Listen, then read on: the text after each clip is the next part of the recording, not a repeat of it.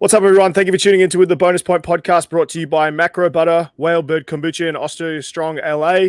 I'm your host, TJ Olsen, joined by usual guest analyst James Tesserero. But with Hulla out this week, I thought I'd reach out to someone who can provide a bit of a New Zealand perspective to the conversation.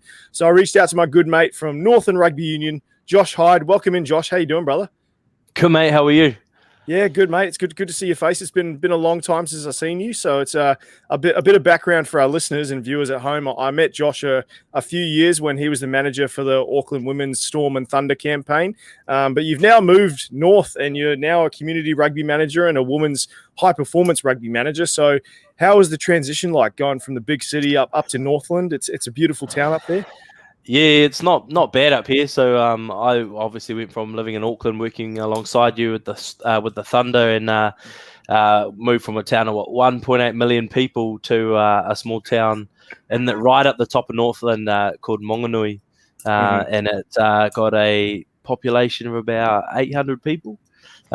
So yeah, I didn't think it was that small, man. Yeah, it's tiny. So I kind of cover a large region of space. So my where I drive to is from my most southern part of my region is about 3 hours away, and my most northern is right at the top of the North Island. So it's about 3.5 hour drive from Monganui. So it's a fair amount of travel that goes into it. So loving the day. It's been a big transition, but yeah, can't beat today. Live in paradise.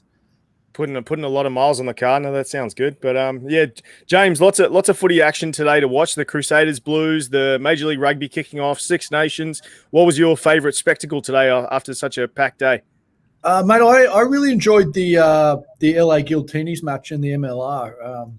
The quality wasn't kind of top notch, but just so much build up, so much hype around it. Getting to watch kind of Gitto and Ashley Cooper dust off their boots and play professional rugby again. I thought that was a bit of a buzz. So I probably have to say that was the highlight. Yeah, I think a few people were messaging me going, it's a bit of an interesting transition to go from watching MLR to going to watch Super Rugby or something like that. It's where you've got like 5 drop balls in a span of 5 minutes. But I agree. I think it's a great day for LA and California rugby in general, just to get some professional rugby and seeing a guy that I've grown up hating for a lot of my years in Matt Gitto when I'd watch a lot of All Blacks games. It was good to watch him play for a team that I could root for. But let's get stuck into talking about the Super Rugby and talk about the Waratahs and the Rebels first. The Waratahs, as you know, James, are having a rough go in the Super Rugby AU comp and have suffered another loss to the Rebels. But I want to talk about their gameplay, but more specifically around their mentality, around their decision making. So when teams start to suffer losses, some players and coaches, they start to play it safe a little bit so they don't suffer another one. And a good example is there was an overthrow in the game in the line-out by the Rebels, and the ball was caught by a Waratahs player, but rather than taking space or getting over the advantage line and trying to attack, he kicked the ball away. And that's something that I'm trying to sense or trying to see with the Waratahs and trying to see if they're playing it a bit safe. So I know you follow the Waratahs quite closely, James, and obviously you're conscious of the score and what happened. So do you think the Waratahs are worrying too much about the pressure of the scoreboard or playing it safe rather than just playing and letting the score work itself out? Mate, I think it's a team under pressure at all, from the top to the bottom, and like the coach is under a heap of pressure. The senior players, if you can call them senior, are under pressure. And they're making bad decisions. So, like, pressure does lead to bad decisions. There's an element of panic in a lot of their play. There's aimless kicking. Kicking can be a good strategy if you kick well and if you kick at the right time. But at the moment, the Tars seem to kick because there isn't really another plan. Mm-hmm. So I don't know. It's kind of the play is poor. It's like the match managers on the team are not really putting the ball in the right places on the field. Some of that comes down to inexperience. Some of it comes down to just being on the worst side of the forward battle every week, and that kind of has all sorts of flow-ons. Yeah, and I think you go to an interesting point that you alluded to with that comment is everybody has to understand that they are the youngest team in Super Rugby AU and Super Rugby in general. So I think that has a holding hand into it. But the Rebels, on the other hand, had some great gameplay. They looked very excited to be back in Melbourne. Obviously, it's their first game being back in Melbourne since the whole COVID pandemic hit. It's the Rebels were copying a lot of criticism as well when they played the Brumbies and the Reds for taking too many opportunities for kicking for points, not backing their set piece, playing a bit too tight. But in this game, they were pressuring very well on defense, forcing a penalty or a scrum and launching strike moves off that platform and looking very deadly by playing expansive style of rugby. So they were getting a lot of people involved. So, Josh, do you believe that the Rebels, could they be true contenders for that AU title if they play this brand of footy? Oh, I think so. I mean, if you look at traditionally how the Crusaders play, if you take the Crusaders model as almost like the benchmark within Super Rugby as it used to stand, playing for points and playing for the win, it's how you win rugby. If you're just there to wow the fans and score a whole heap of tries and make a whole lot of errors, you're never gonna actually make it to the end to win the competition. I mean, that's what we saw from the Hurricanes and the Highlanders quite a bit, in their early days. So I mean, it's a smart way to play. I thought Matt Tamua had an awesome game the other night. I mean, he's played really well this season. He looks like he's kind of back to the Matt Tamua that kind of was back in a few years ago before he headed off overseas. One player that stood out for me, and I think, having seen him play club rugby in Auckland and play for Hawke's Bay over here in the Mitre 10 Cup, is Stacey Illy, and obviously he's over there now with the Rebels, and he played like I've never seen him play before. So something's obviously going right within that system that is giving them, just that knowledge around gameplay, just being more tactically sound to actually put themselves in a position to win. And so I truly believe they are probably my favourites to win Super Rugby AU and probably the favourites of quite a few people. So, yeah. I think Dave Vessels has got something going on there, coach. He's got the right mindset for a lot of the players. I think a lot of the players are buying into it. I don't know if I would go into it saying they would be my favourites, but I definitely feel like they definitely are in contention if they can play this style of footy. The Waratahs, they have a tough matchup again next week against this very strong Reds team. So I feel for you, James. It's going to be a rough week. But with that in mind, let's segue to talk about the Reds and the Western Force game, because the Reds, they got another victory against the Western Force, but it was a tight one. It was a really close match, and I think the Western Force were giving them a long, hard battle. But a guy we've spoken about constantly on this podcast is Hunter Paisami. And James, you mentioned when we were speaking about it in our chat that you think Paisami is basically the form back player for Super Rugby AU and also could take the cake for form Super Rugby AU player altogether. So my two-part question for you is can you tell me why you think Paisami deserves that honour, and who do you think else is in consideration for the title of a Super Rugby AU player? Yeah, right. Well, I think I think Paisami right now is the standout, and he's getting a little bit better every match. And he seems to have grown in confidence a lot since getting consistent international matches. He was always a strong ball carrier and a big whacker in defence. He's adding all sorts of different kind of more subtle skill elements to his game. He scored 2 tries on Friday night. At least one of them was kind of quite individual. His ball playing a fair bit from the 13 spot. He's still whacking guys and making a lot of dominant tackles. Oh, is he ever? And he kind of put that little left-footed kick through to win the game against the Brumbies a couple of weeks ago. So he's kind of every match he's either scoring, setting tries up, dominating in defence. The opposition backline has always got an eye out for him, and that's very disruptive. And just every touch looks quality and looks confident, and he seems to be growing every single match. So I think he's probably the form player in the country. Yeah. And who do you think would rival him in that? So obviously you've got a lot of talented players around Australia, but do you think Paisami's in the league of his own with the arsenal that he's grown, or do you think that someone else can compete for him? Yeah, putting me on the spot, mate. I don't think there's anyone else that's kind of week in, week out has been amazing. Corabetti looks very good, but I think he had a few quiet games to start the season. So in terms of kind of week in, week out, I think probably he's right up there. And then the Brumbies have got like a handful of consistent players that have been very good most matches, but no one really jumping out in that regard the same way Paisami is.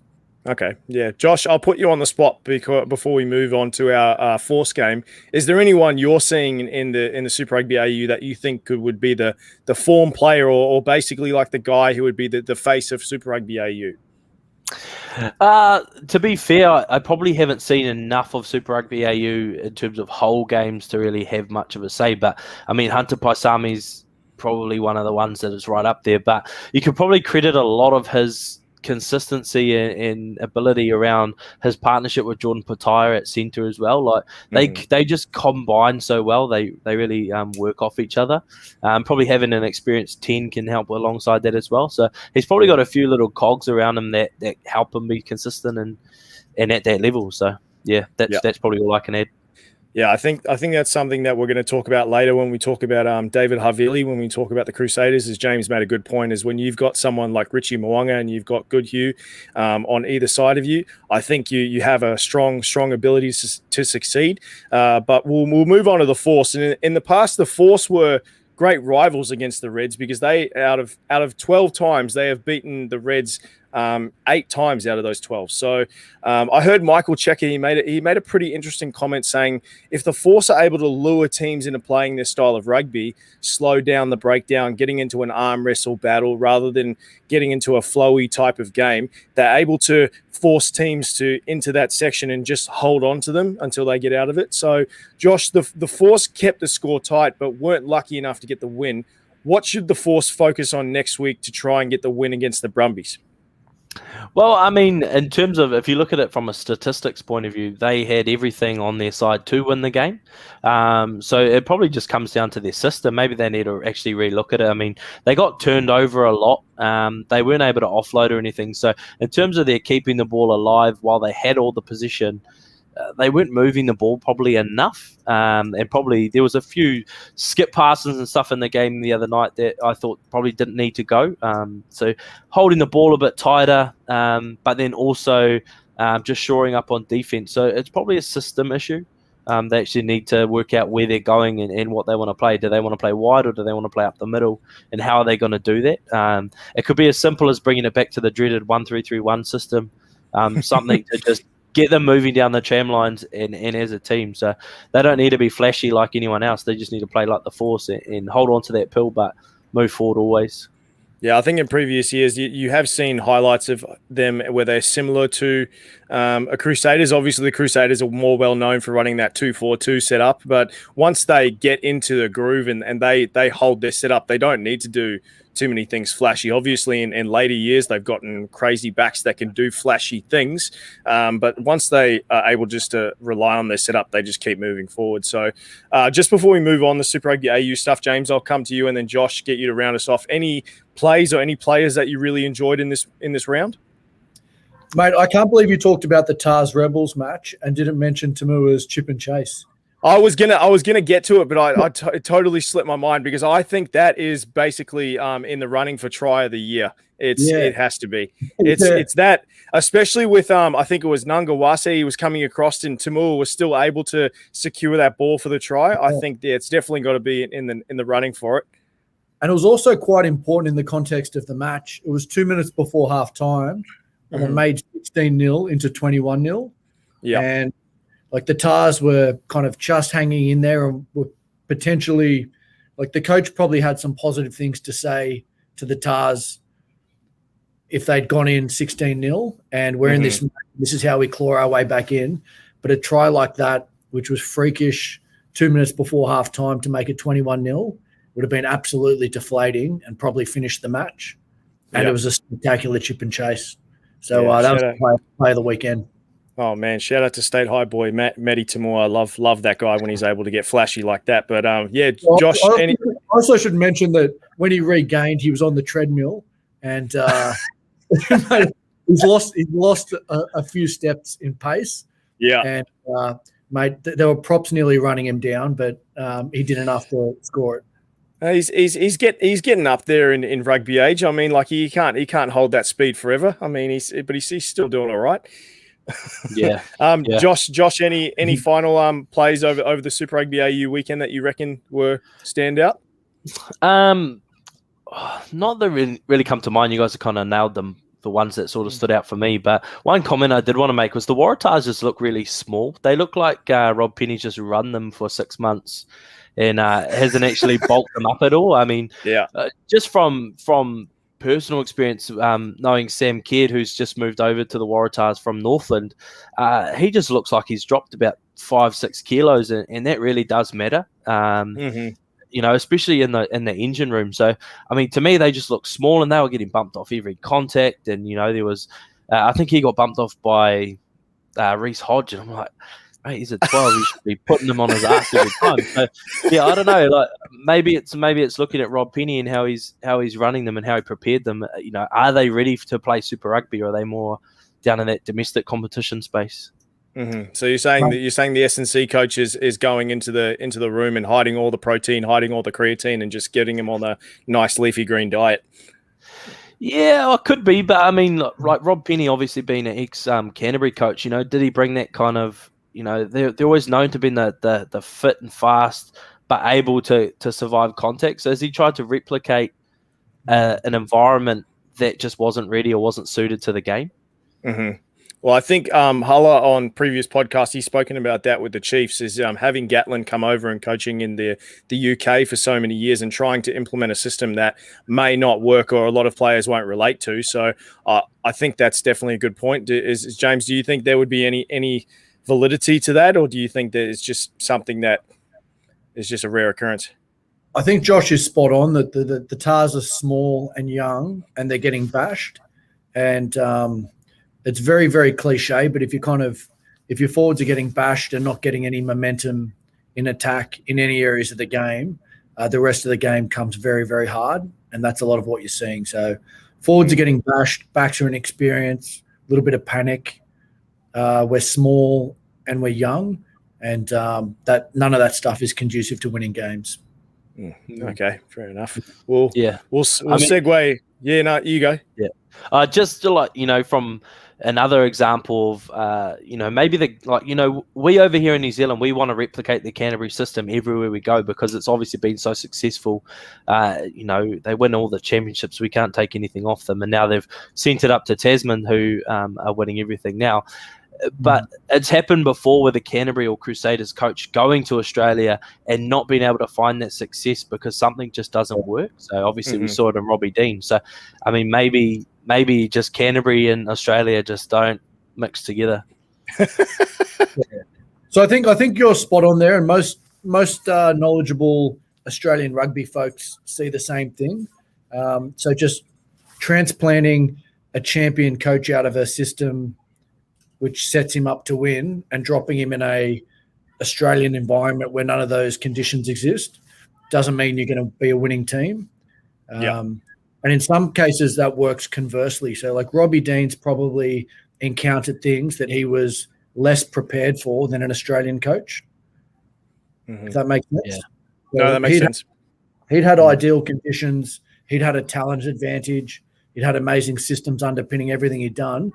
So in many ways that made him less prepared than some of our domestic coaches. I think a good example, it's a bit of a step down, but George Simkins, he's a pretty well-known coach around New Zealand. He was one of my mentors for a couple of years when I moved back to New Zealand, and he was the person who told me that exactly, is you can't come in and try and replicate a system, or you can't just go in and go, I want the team to play like a Super Rugby team, let's just train like that. As you have to analyze your players, and you have to analyze your support staff, you have to analyze everything. You go through the ABCD protocol. If you've got a bunch of B grade players and then a few C's and then one A, that's the system you need to work with. You need to create around what you have, not trying to create a system around what you don't have. So I think you guys are both spot on with that. So hopefully the Waratahs can turn it around, try and find their own style of footy. But let's segue into something that I like talking about, and that's the Chiefs winning. So this game was incredible. I was stoked about this. I was happy they didn't come away with getting the the record for having the most losses in New Zealand history, because I probably would have fainted if that happened. But I saw things that I never thought I'd see. I saw Taukei'aho come off and bump off Adi Savia. Never thought I'd see that. A crossfield kick in the Hurricane Zone 22 off a full arm penalty. Never thought I'd see that. And locks who are able to step backs. Never seen that in my life. It's something that's incredible. So the game was a tough fought battle, and it was very action-packed, a lot of tries, a lot of interesting plays. But to be honest, like, even though they got the win, I was very disappointed in my Chiefs, because there were moments where we thought we could have been blowing out the Hurricanes, but every time we got momentum, our discipline and our support play was atrocious. It was just awful. We couldn't support our own rucks, and we were just getting penalties all over the place. Still happy we got the win, but it was awful. So credit to the Chiefs, who came back from a 26-7 win at halftime. So with that in mind, let's talk about the Chiefs first. So Caleb Trask is a player for the Chiefs. I was pretty tough on last year because I wanted to see more of Aaron Cruden. He's been a standout player for the Chiefs and around the world for years. But ever since that Māori All Blacks game where they played the Moana Pacifica, I saw Trask in kind of a different light, and I thought he could hold his own with some of the best players in the Southern Hemisphere. But again, when he plays for the Chiefs, I just didn't like the look of him. He just made a lot of different decisions. He was under pressure, and when he gets a lot of pressure, he cracked. But as soon as Chase Tiatia came on for Caleb Trask and they pushed McKenzie to 10, 2 tries came in 5 minutes. So I don't know if that's a coincidence or if that's something that style works for the Chiefs. So Josh, I'll come to you first. If you were Clayton McMillan, who do you like for that number 10 jersey? Would it be Trask, Gatland? Would you push McKenzie into 10 and put Tiatia at fullback? What would you do personally? I think that Trask. I rate Trask. I think he's a great player. He obviously played quite a bit of 15 last year. Bryn Gatland by far is their best 10 that they've got in the system. But Trask is not too far behind. McKenzie, I just think he's just so, he does great things, but he's just so erratic in his play. So, last night he cost them how many times, and how many tries did he miss the last tackle on or give little effort? So, maybe it's more of he's such a great player, and it's hard to say drop him, but I do believe Chase Tiatia is probably their best option at fullback at the moment. And then probably looking at slot. But at the same time, I think, while Trask didn't look that great last night, there's other factors around it. Quintu Pai is a catch and run player. Anton Leonard-Brown obviously likes to get involved at first receiver a bit as well. But, personally, this is me going to have a dig. I just don't like Brad Weber. I think that he runs too much. He plays too far off the ball. So he often can take all the time away from a team. Especially there was a couple of times last night where they had really good set plays set up, and you could see there was one where they had Jonah Lowe up and everyone else deep, and it was clearly going to be a crossfield kick, and Rayasi was right up on Jonah Lowe, so he was always going to get him behind. And then Brad Weber, he took and dummied through, and then they were turned over. So I like Tahuri Orangi, but obviously he is second fiddle to him. But yeah, I think Gatland probably commands a bit more respect from Weber, whereas Trask is obviously still coming through. But I'm going to chuck a third name in here, or fourth name, sorry, who I'd like to see in the this will be in the Chiefs setup, and he's contracted to the Chiefs. He's just contracted to Northern, but Rivers Reihana, he's an up and coming. Oh, team. He is. He's got some skill to him, and I truly believe that he probably deserves a crack in there as well. I'd love to see him in the Chiefs jersey this year because of what he can offer in terms of he's a serviceable 10. He plays with a lot of time, and he's quick off the mark. So he could probably unlock a bit of that their offense. So I think the Chiefs have probably got a few decisions to make around what their team looks like, but I don't think it centers just around the 10. I think it's around the whole chemistry of that back line. Yeah, no, I agree with that. I've gone on record that I reckon over Brad Weber. I like Triple T at halfback. I think he just provides more to their style of footy, and I just like him more in general. I've loved him in the Māori All Blacks. I've loved him in Mitre 10 Cup. He provides a lot at that halfback position, but it's something where I agree with you. There's not going to be one thing around the 10 jersey that's just going to fix everything. But I'm personally a Bryn Gatlin fan. I believe he's the best option at 10. I like McKenzie at 15. So hopefully we'll be able to see that more because I believe they'd have a good flow. But Trask opposite in the number 10 jersey was a player we haven't seen much in Super Rugby, and that was Auburn Ledger. Someone I've seen play very well for Cunties Monaco, the Mitre 10 Cup, and play a bit for the Blues and the Chiefs. He paired with a new halfback in Luke Campbell, who had a shocking start for his debut in the number 9 jersey, but made up for it later by scoring that try and a little bit of few different plays around there. But I think he's got a future in Super Rugby. We just got to see how he grows and he flourishes. But Celestia Ryan from the Auckland Mitre 10 Cup, he played a sensational game, and his experience in the Mitre 10 Cup, I think, is really showing. He's on a fast track to being the standout winger for the Hurricanes, I believe. And I think he pairs very well with Julian Sevilla. And obviously you got the experience of Lau Marpi and Barrett. But I do want to talk about the forwards specifically, and we spoke about this previously off air, is Kane and Ardie Savea, just the conversation around them. So obviously both captains of their team, both incredible at what they do, and there's a big debate about who should receive the number 7 jersey for the ABs. And obviously they play different roles for their Super Rugby teams. But James, I'm going to come to you with another 2-part question. Who has a bigger impact for their team in your eyes out of Kane and Savea, and who's your form number 7? Mate, I'm a very big Sam Cane fan, and I always kind of look at this from the perspective of a frustrated Wallabies fan about like who do we least want to line up against. And I say this many weeks, but like Sam Cane is a proper nuisance, hugely influential, and like Savea is an amazing player and a talent also, but I probably feel more comfortable with him at 7 rather than Sam Cane. So, like without having watched every minute of Super Rugby and being able to comment on form, one against the other, I think Sam Cane is New Zealand's best 7.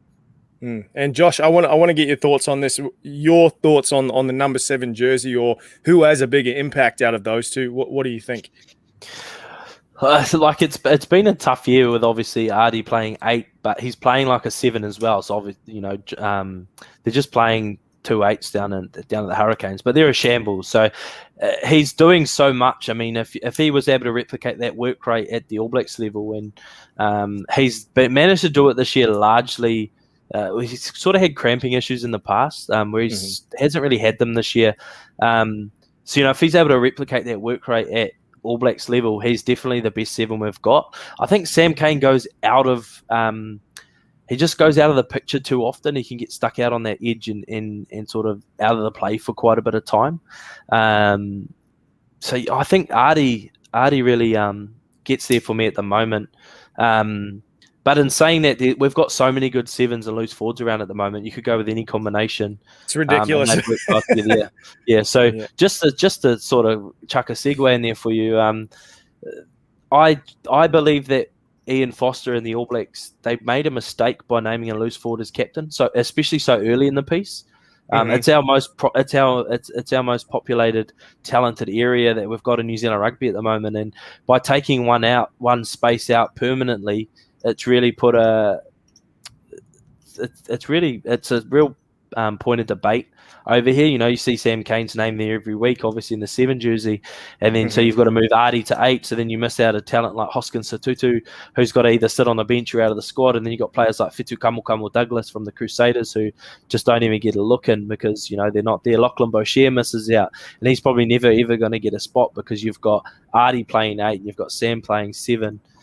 So yeah, I mean, we've just got so many good ones, but for me, Ardie takes the cake over Sam, just on work rate and his influence on the game.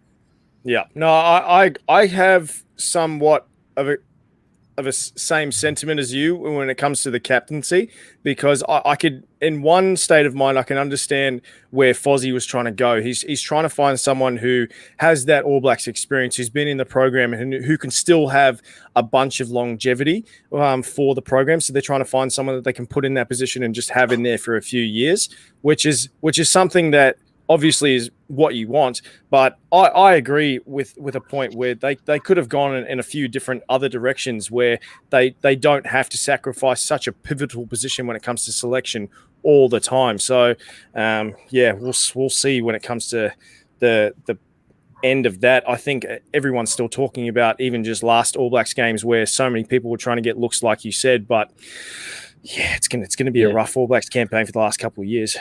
Yeah, because even obviously Richie McCaw was Richie McCaw. No one was ever going to be better than Richie McCaw. Like, he was the best. So he was clearly what we should have had at 7. As James labels him, the cheat or some other.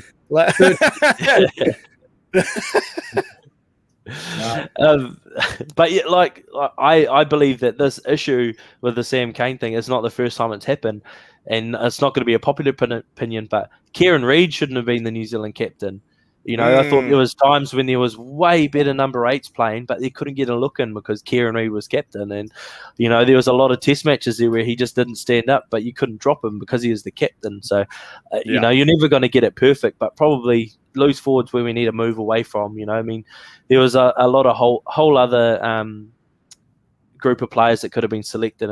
For me, a player like Scott Barrett or Sam Whitelock, even though he's kind of getting late in his career and probably on the see, that's the person I was going to mention. It was like if you were looking at putting someone in captain, like Sam Whitelock would probably be the ideal candidate, because I think with Lock, you've got so many younger guys that you could probably throw in there that you could mix with Sam Whitelock to get them AB's experience. And I understand that Sam's getting up there in age and he's gotten a lot of test matches under his belt, but I guess who would you guys go if you wanted to pick captain? Like, let's just do a random segue. Just who would you pick if you had to pick the AB's captain? It's got to be somebody like Josh mentions, who holds their spot comfortably, and there's just not that many positions where an All Black holds their spot comfortably. I think kind of Whitelock is the closest you've got. I guess that's really it. Yeah. and even you could say, Aaron Smith and TJ Perenara, they're both awesome captains. They're great at what they do, but they're so interchangeable. They could both play week in, week out. So if you were to give it to one, you'll force your hand. You can't start the other. If you had to ask me in 2019, 2020, I would have said Cody Taylor. Oh yeah, but his discipline is just out the door. It's rubbish. Yeah, it's just like, mate, you just ruin your whole career because you're just going to get labelled a grub now. Same with Dane Coles. We'll never have him as captain. He's a grub. So I think that's what I was thinking about. Like a few years ago, I was sitting there going, "Oh yeah, Dane Coles. He sounds like he's a great leader, but as soon as he gets on the field, he just wants to get into a scrap, or he just wants to do something that you look at him and just go." Oh man, yeah. So I think Sam Whitelock would probably be your closest pick, but we got who we got, so we got to stick with him and we've got to ride it out. So Fozzie, you could also do the philosophy with the Australian cricket team, where you can pick your captain, and as long as they're winning, you stick with that captain. And if it's a batsman, they can be getting ducks every week, and contributing nothing to the game, but their leadership is enough to kind of get their selection. Okay. I don't think rugby is the same game where you can't kind of carry somebody if there's a better, just for their leadership, if there's a better alternative. But I don't know about that one. Yeah. That would be funny though. I kind of like what the Chiefs and the Highlanders have done in the past with the co-captains. It gives you the ability to not play one that week, and hey, you're just the sole captain this week, or put them on the bench. Hey, when you come on, he's going to go off. You're going to be captain. Give yourself a bit of option. And maybe just not hold it in such regard. If you've got a vice captain, if you've got a leadership group, they should be able to lead. So instead of having one leader, it should be a group sort of taking the charge, as is becoming more happens more often now within professional teams is that leadership group rather than that one figurehead person. Yeah, I think that's where the Hurricanes got it wrong, where they chose TJ and Dane Coles as both their co-captains, and both of them they just never shut up. So yeah, but hopefully Fozzie's listening and he can take your advice. But we'll talk about the last matchup that we just finished watching, and this matchup was the one I was waiting to watch for all week. And I know, Josh, you don't want to talk about it, but we're going to get your opinion anyway. So we've got the Crusaders. They stay consistent week in, week out. And the Blues, they're a team that if they've got so much firepower at the moment that if you give them an inch, they take a mile. So I was nervous a little bit for the Crusaders. I don't know why, because when I heard they lost Christie, who's been such a great piece to their puzzle, I was sitting there going, okay, how are they going to react to that? But then I saw that the Blues had lost a little bit of depth as well. So their game was still very competitive. I really enjoyed it. But I want to talk about the Crusaders first. And one player I want to focus on is David Havili. So he's a player that has suffered tremendous setbacks in his career due to injuries, health concerns, and New Zealand being so competitive. He's a guy that just has to compete week in, week out. But he's a guy who's able to be one of those marquee players for the Mitre 10 Cup through his gameplay with Tasman, and he's an important player for the Crusaders in their campaigns over the years. So I want to hear from both of you guys. You've obviously got guys like Laumapi, Goodhue, ALB, and a handful of other people who can contest for an AB's jersey. But considering Havili can play 10 through 15, does he deserve to be in the AB's conversation? So, James, I'll come to you first. What is your thought on it? If you're looking for a bench player for a test match, especially if you're trying to go 6-2, having somebody like Havili who can cover every position and be quality that's going to be something quite enticing, especially if that means you can kind of select one fewer back on the bench and one extra forward and take those advantages. I think it's really hard to separate Havili from the quality that's inside and outside of him, and the opportunities he gets in the time and space and the defensive attention that Mo'unga gets on his inside and that Goodhue and Jordan get on his outside. So these players have got a huge amount of gravity on the field, and I think Havili has a lot of time and space and looks amazing off the back of that. So it's really hard. Like, I've never seen Havili play on a weak side, so it's kind of hard to really assess him, but he certainly looks amazing, and today he was very good. And if you put him in an All Blacks jersey on the bench, I think he'd do a very good job. Josh, what are your thoughts? Yeah, I agree. I mean, I think he deserves a lot of credit. I mean, he's an excellent player. While, Mo'unga and Goodhue on the inside and outside, they draw a lot of attention. So does he. So what they've got is they've got all these different points of importance to their backline that it always is going to leave a hole somewhere. I think there's an All Blacks jersey in him because Sevu Reece has just been he's gone. Like, don't even pick him again because we don't pick drama queens. Like, there's literally that flop was horrendous. When I saw him flip over and he was just like, me and the missus were both sitting on the bed watching the game, going like, you've got to get a card for flopping. That was just horrendous. Yeah, definitely, and we'll come back to that point later because I've got a lot to talk about on it. But I think Havili, he probably deserves an All Black spot over a couple players that have been selected purely off form. I think Will Jordan's probably one that does, also deserves to be there. His ability to play 10 through 15, I bet you if you put him at 6 or 7, he'd be able to succeed as well. So, he's just so versatile. He can kick, he can play, he can goal kick. He can do everything on the field. And he just commands a lot of respect as well as a good leader of players as well. So, I think he's been hard done by. And like you mentioned, he's had a whole lot of injuries. And I think it's probably his time. If he can go through the season uninjured, he should be in a black jersey. Yeah. Okay. Well, that raises an interesting question with the Sevu Reece conversation. It's I want to hear what you guys would think about your back three. So this can be a quick conversation. We don't get into too much, but Josh, I'll come back to you. If you were picking your back three for the ABs, who would you pick? I think question first is Bowden Barrett available, or do we still think he's on sabbatical? Nah, he's gone. He's gone. He's Leave gone? him out. Yeah. So then you've got to go Caleb Clark on your left wing, Will Jordan on your right wing, and Geordie Barrett at the back. Okay. All right. I like that. James, I'll give you a choice. You can either choose a back three for the All Blacks or a back three to compete against that one for the Wallabies. So I've got the same back three, but I swapped Barrett and Jordan. I have Jordan at fullback, but I think that's the same back three. In terms of a Wallabies back three, I think we give Vunivalu a jersey immediately, so he can't play for any other. You know how I feel about warehousing players. Yeah, love it.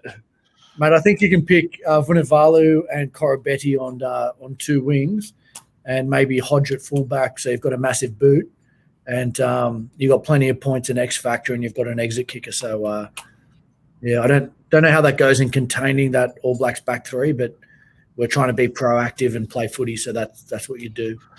Yeah, I thought the warehouse was a popular store in New Zealand, not a policy that the Wallabies engaged in.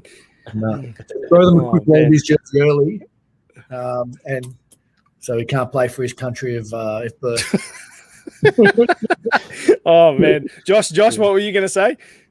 I was just going to say, would you put Petaia and Paisami as your midfield? Because if you did, it would be one hell of a back line. And while we have got a talented back three that I mentioned as well, I mean, that would be one hell of a back line that would be pretty hard to contain. You've got a lot of, strong running, a lot of aerial game as well. And sort of our wingers can tend to struggle in the air. And I think, having someone like Vunivalu who can jump 2-3 meters in the air and collect the ball is going to be something that we're going to struggle to combat. I personally wouldn't pick Petaia for my 13. I would pick probably one of the Brumbies centers in there, and I'd have Petaia come off the bench because he is a versatile player as well. He could slot in at 13. He could play on the wing, so it'd be something where it would be the same situation as Havili, where you could have him as a utility back. But James, what do you reckon? I think Petaia is pretty badly out of form at the moment, but I think he's the most talented and the most upside, and we're never going to kind of grind our way into a conservative win against an All Black side. We've got to have our best strike power there, and they've got to be on form. So on his best, Petaia offers a lot, and he plays well with Paisami, who's going to be a mainstay in the back line. So I don't know. Mate, I kind of want to see Petaia get consistent time and play his way into some form. Interesting. Okay. All right, well, let's segue into our last conversation, and it's going to be a tough one for Josh, but he's going to have a lot of words for it. So we'll talk about the Blues. So I know how big of a Blues fan you are, is that we've gone to a lot of Auckland games, and we've gone to a couple of Blues games together, and I know how passionate you get. But this one is going to be a very passionate one for you because it's a halfback debate, and they've got three talented halfbacks in Ruru, Christie, and Knock, and there's been a lot of debate about who is the best person to fill that role. And I know you personally, you're not a big fan of the Ruru at 9. So who do you think is the best person to fill that number 9 jersey? And let's take the Northland bias out of it. Okay, mate? So yeah. Oh, no, definitely. I mean, I'm not going to bring bias into it at all, just for you.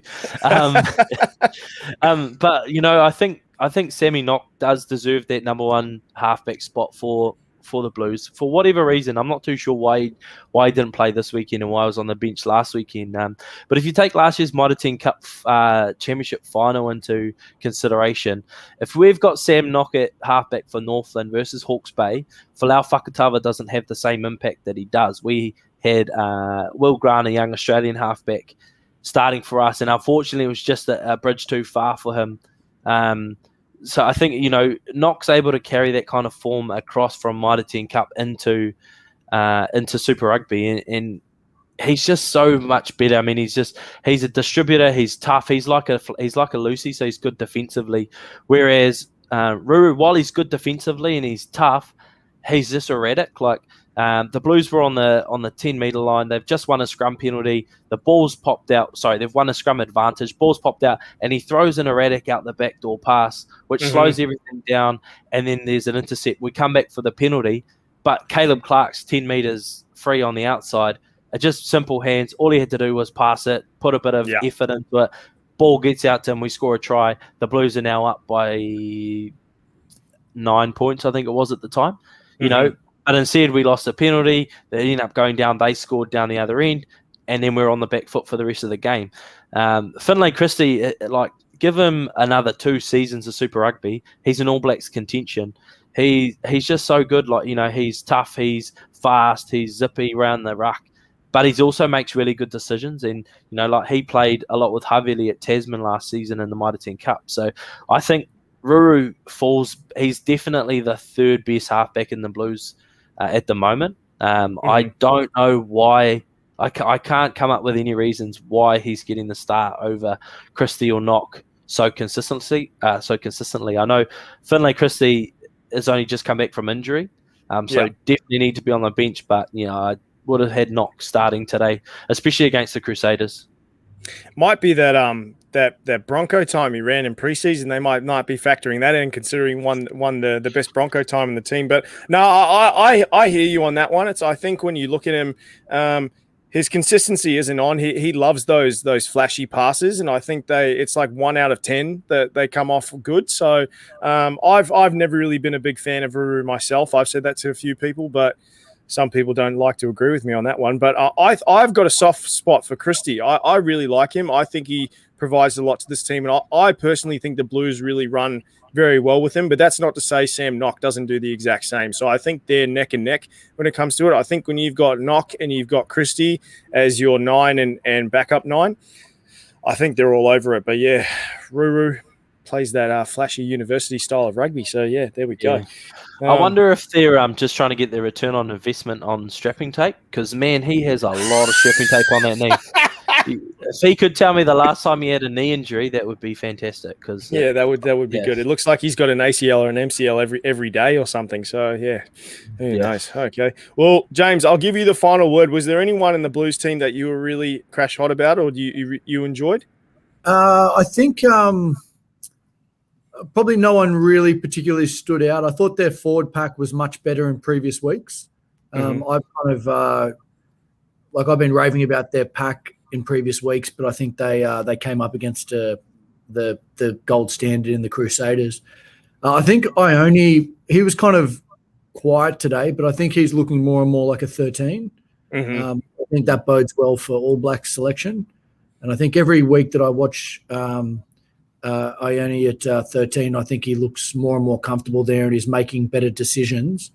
And so I think that maybe plays into kind of All Black selection.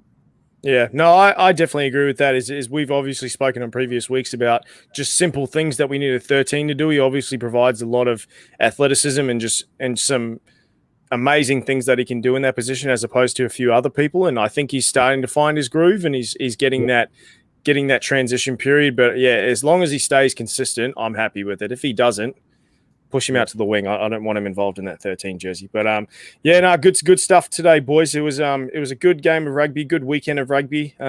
Josh, thank you for joining us tonight. I appreciate you filling in for Hulla. It was good to see you. But James, I'll come to you first. Any final words from the rugby or anything happening cool in Sydney at the moment? Mate, the Sydney's in the midst of like a 1 in 100 year rain event. So a year after the bushfires, Sydney is absolutely flooded, and rugby only happened. We're supposed to have our first trials on yesterday, and rugby only happened on the Randwick training field, which is turf. And the grass field in Sydney has been shut, and we're expecting another 10 days of rain or something. So, mate, that's Australia for you. When it's not a once in a century bushfire and drought, the next year is a flood. So that's where we're going. Oh man, safety to you and your family, and I guess you go build an ark then, so you can just prepare for the worst. I've got a snorkel to get home. Oh, that'll be good. And Josh, thank you for joining us again. I just want to give you the final word because you're our guest. So, any final words from the beautiful Northland?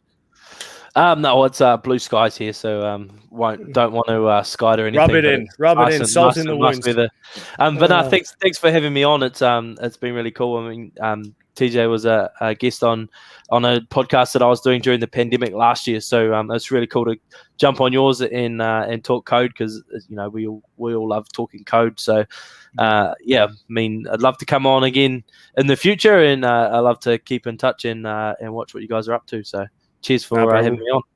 We'll definitely have you back. You provide some great chat, and it'll be good to catch up more and more. So, thank you everyone for tuning into the Bonus Point podcast today. I see some good chat on the Facebook group, so keep that one up. It's pretty funny. But don't forget to check out our Major League Rugby episode this Monday at 6 p.m. Pacific Standard Time in California. Major League Rugby has kicked off, so super excited for that one. But we will see you all next week for the recap of all our Super Rugby. Thank you for tuning in, and have a good evening.